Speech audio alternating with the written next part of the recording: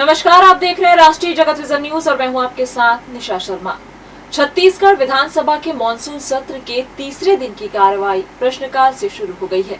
प्रश्नकाल में पहला सवाल जन स्वास्थ्य एवं परिवार कल्याण से जुड़ा हुआ है। अटल श्रीवास्तव ने मेसर्स यूनिनॉर इंडिया लिमिटेड की घटिया दवाओं से जुड़ा प्रश्न उठाया है। उन्होंने पूछा, क्या यह सच है कि मेसर्स यूनिनॉर इंडिया लिमिटेड द्वारा आपूर्ति की गई एरिन टैबलेट आईपी को गुणवत्ता मानकों को पूरा न करने के कारण गुजरात सरकार द्वारा ब्लैक लिस्ट कर दिया गया था? यदि हाँ, तो क्या छत्तीसगढ़ सरकार या सीजीएमएससी को इस संबंध में कोई आधिकारिक सूचना प्राप्त हुई थी? इसी से जुड़ा दूसरा सवाल यह है कि क्या छत्तीसगढ़ में इस घटिया दवा की खरीद और आपूर्ति के आदेश को उचित मंजूरी दी गई थी? स्वास्थ्य मंत्री श्याम बिहारी जायसवाल ने इन सवालों का उत्तर दिए। देखिए उन्होंने क्या कुछ कहा। मैं माननीय लोक स्वास्थ्य मंत्री महोदय से जानना चाहता हूं कि क्या यह सत्य है कि दवा निर्माता company messrs Unicure India limited द्वारा प्रदायित एस्प्रिन टैबलेट आईपी गुणवत्ता मानकों पर विफल होने के कारण गुजरात राज्य द्वारा ब्लैक लिस्टेड की गई थी? यदि हाँ, तो क्या इसकी आधिकारिक सूचना छत्तीसगढ़ शासन या सीजीएमएससी को प्राप्त हुई थी? क्या यह भी सत्य है कि छत्तीसगढ़ में इसी मानक औषधि के क्रय एवं आपूर्ति आदेश को त्वरित स्वीकृति प्रदान की गई? यदि हाँ, तो स्थापित वित्तीय नियमों को शिथिल करने हेतु कौन से लोक सेवक उत्तरदायी हैं? इस प्रतिबंधित अवधि के दौरान उसके बाद उक्त कंपनी से कुल कितनी मात्रा एवं किस संविदा दर पर औषधि क्रय की गई? कुल कितनी वित्तीय भुगतान किया गया तथा क्या क्रय पूर्व अनिवार्य बैच परीक्षण संपन्न कराया गया था? क्रय नियमों में इस गंभीर उल्लंघन का विभाग द्वारा दोषी अधिकारियों एवं क्रय समिति के विरुद्ध अब तक की गई दंडात्मक कार्रवाई का पूर्ण विवरण क्या है? आपने पूरा पढ़ लिया? माननीय अध्यक्ष महोदय, प्रश्न कर लीजिए। इनका सभी प्रश्नों का लिखित में जवाब दे दी हूं। अगर आपको अनुमति हो तो पढ़ आपका जो पूरा पढ़ लिए हैं उसका जवाब आ गया है। उसमें आप माननीय अध्यक्ष महोदय, आप कुछ विशेष प्रश्न इसी में से जो उद्भूत हो रहा है ये पूछ लीजिए।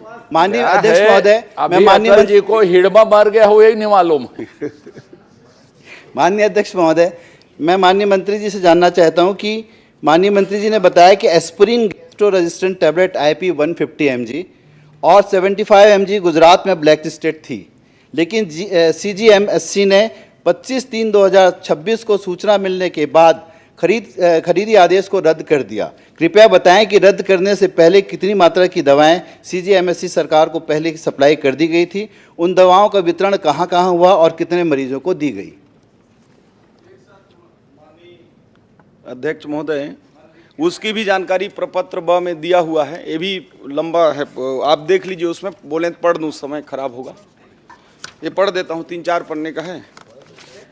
ये एस्प्रिन टैबलेट आईबी प्रतिबंधित अवधि 16/7/2025 से 30/6/2026 तक फर्म यूनिक्योर इंडिया लिमिटेड से सीजीएमएससी लिमिटेड द्वारा की गई अन्य औषधियों की जानकारी। पहला, cefixime oral 50 mg / 5 millilitre suspension IP.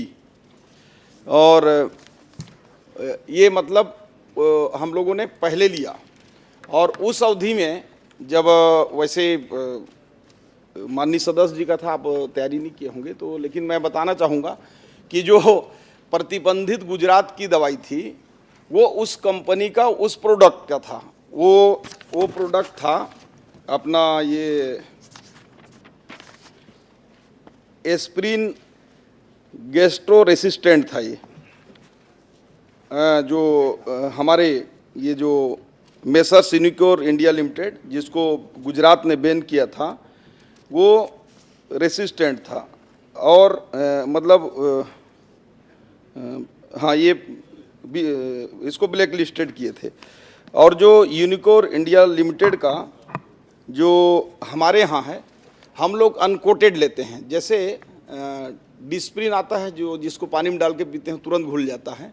और जो अध्यक्ष महोदय, मेरा प्रश्न सीधा था कि क्या रद्द करने से पहले कितनी मात्रा में दवाएं सरकार को पहले सप्लाई कर दी गई थी? उन दवाओं का वितरण कहां-कहां हुआ और कितने मरीजों को वो दवाएं दी गई? नहीं, वही मैं बता रहा हूँ। जो गुजरात ने ब्लैक लिस्टेड किया जिसको, वो दवाई हमारे यहाँ खरीदी ही नहीं हुआ। उस कंपनी के जरूर दवाई खरीदी हुआ था, परंतु वो जो प्रोडक्ट जिस पर बैन किया गया था वो प्रोडक्ट की खरीदी नहीं हुई। नहीं, गुजरात सरकार ने कंपनी को ब्लैक लिस्टेड किया था कि दवाई को ब्लैक लिस्टेड किया था? देखिए, गुजरात सरकार ने उस प्रोडक्ट को बैन किया था और कई राज्यों में, सुनिए, कई हमारे यहाँ छत्तीसगढ़ में नियम है कि कोई भी कंपनी का कोई दवाई अगर ब्लैक लिस्टेड होता है तो हम दवाई को नहीं खरीदते हैं तब तक जब तक कि उस कंपनी के 2 प्रोडक्ट ब्लैक लिस्टेड ना हो जाएं। तो 2 प्रोडक्ट ब्लैक लिस्टेड होते हैं तो फिर हम जो है कंपनी को ब्लैक लिस्टेड करते हैं। तो गुजरात में कंपनी को ब्लैक लिस्टेड किया गया था कि दवाई को, ही मैं पूछना चाह रहा हूँ।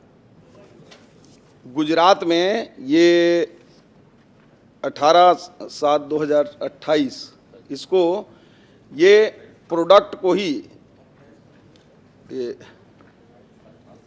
26 इसको प्रोडक्ट को ही बैन किया गया है। दवा को, प्रोडक्ट मतलब दवा, उस कंपनी को नहीं की है।